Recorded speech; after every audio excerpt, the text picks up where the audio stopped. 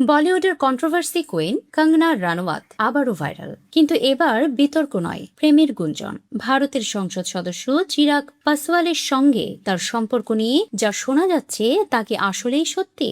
ঋত্বিক রোশন থেকে শুরু করে আদিত্য পাঞ্চোলি, তার জীবনে প্রেমের আসা যাওয়া কম হয়নি। সম্প্রতি ভারতের সংসদ ভবনে কঙ্গনা ও চিরাগকে একসঙ্গে দেখা যায়। হাসি, ঠাট্টা, খুনসুটি আর বন্ধুত্বপূর্ণ মুহূর্ত সবকিছুই ক্যামেরাবন্দি হয়। আর সেই ভিডিও সোশ্যাল মিডিয়ায় ভাইরাল হতেই শুরু হয় নতুন প্রেমের জল্পনা। দীর্ঘদিন ধরে চলা সেই গুঞ্জন এবার উড়িয়ে দিলেন অভিনেত্রী। চিরাগের সঙ্গে সম্পর্ক নিয়ে কঙ্গনা বলেন, চিরাগের সঙ্গে আমার বিশেষ কিছু নেই। আমি আর চিরাগ শুধু ভালো বন্ধু। অনেক বছর আগে আমরা একসঙ্গে ছবি করেছিলাম। আমাদের মধ্যে সত্যি কোনো সম্পর্ক থাকলে এতদিনে সন্তান হয়ে যেত।